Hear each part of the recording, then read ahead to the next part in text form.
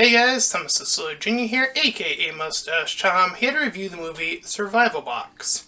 So, right off the bat, this movie does contain some political stuff, so if that's not your jargon, oh boy. So, in this fictional movie, I suppose I should start off with that, we have a real Donald Trump taking out the world by nuking some area X-disclosed location.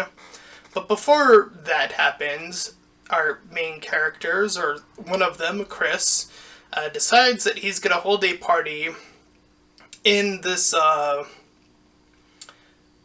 in his rich parents' little, hideaway from, like, if it's the end of the world or apocalypse, so conveniently, they decided to party down there.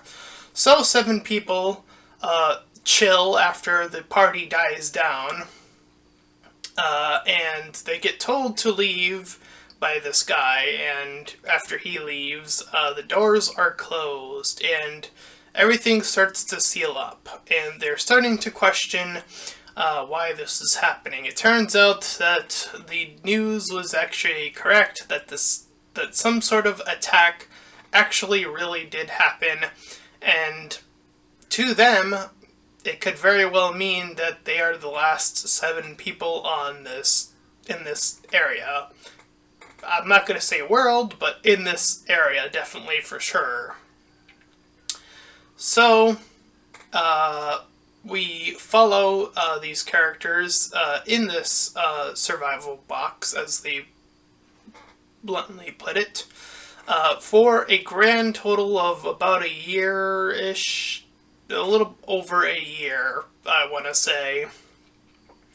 And it is up to their survival skills, hence the first part of the title, to, get out the rations good enough and set up things good enough. But it turns out that this box that they're in is having quite a few issues that are starting to mount up, including how much fresh air is, getting down there, how much rations are left, how many, all this stuff is starting to weigh in on our characters. And our characters themselves have their own conflicts to get over. One such as this character named Travis, who tries to make light of most of the situations, but has one of those breathing apparatuses. I forget what they're actually called. They're there to help you breathe, and he eventually runs out. So this is a movie where not everyone in the movie survives. In fact, a good chunk of the characters actually do not make it. In fact, one of the characters, pretty early on in their little hunker down moment, decides that it'd be a clever idea to, I think it was after only day 2, or even at the end of day 1, he wanted to get out of this box and explore what had become of everything, because he did not want to deal with this. So he goes and gets one of the suits you can see on the cover there, and he starts to head out. So they let him out. I guess there's the way it's like contained from like 2 doors, so that, one door closes and then the other one opens. I'm assuming that's how it works. It didn't really show that part, but he gets out there and then he doesn't return for the majority of the movie. And as we follow our 6 remaining characters, it's up to them to, again, get through the daily routine of just surviving, and including one character, Kit, I think her name is, who goes through this sort of mood swing attitude throughout the movie, and her break into insanity, or close to insanity, I want to say, including everyone else.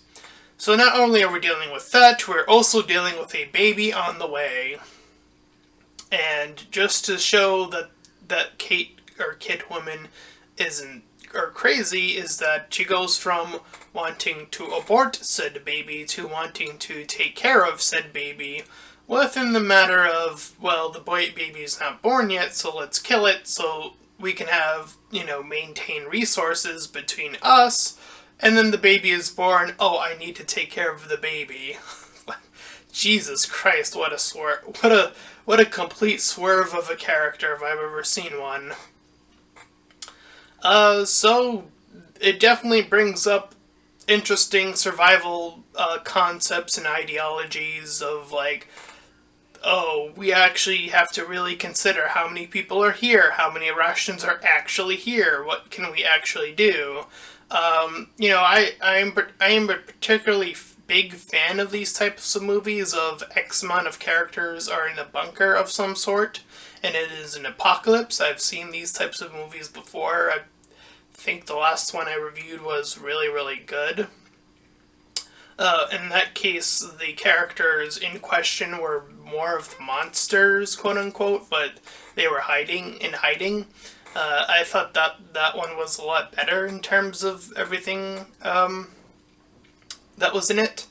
And one of the big portions of this movie, I think, or this concept, I should say, is that I think it's very important to get your characters down packed, because a lot of what is going to help your movie is really strong, well-written characters, because the concept is very much you are in this one place for the movie. That's where you are.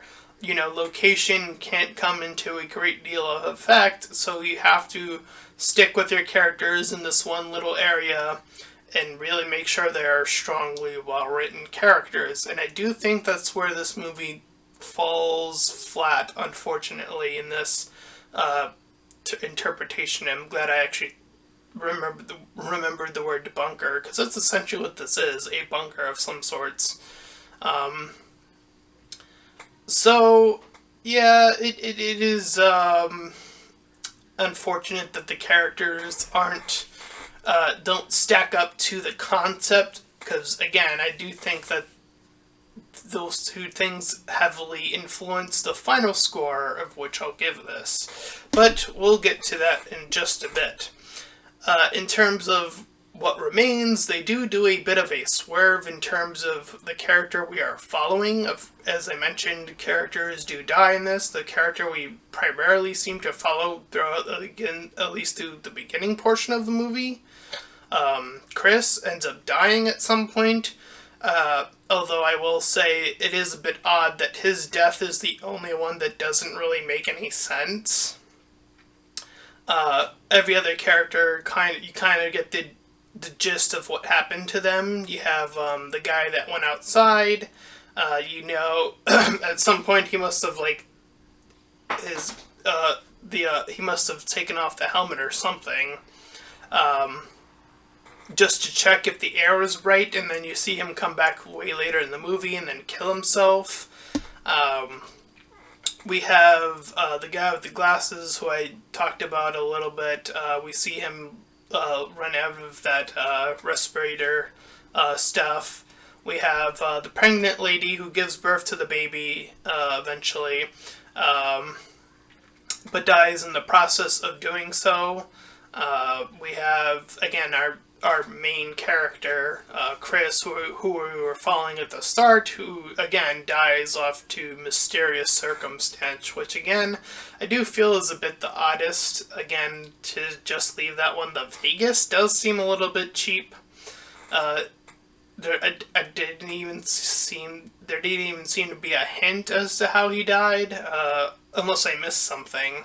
And that could have been possible, but again, I didn't catch it, so I'm just saying what I saw, so.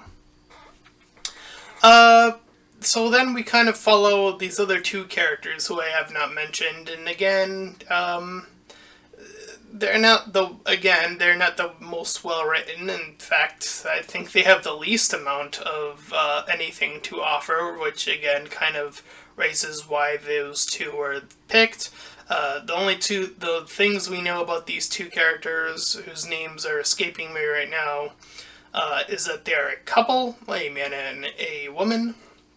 One of them keeps dreaming about running throughout the movie, running throughout the world, and it starts off him running through a normal forest and everything is fine, but as the days go on and he dreams and dreams and dreams, the idea of the end of the world slowly starts to catch up with him, so that starts to play into the running aspect.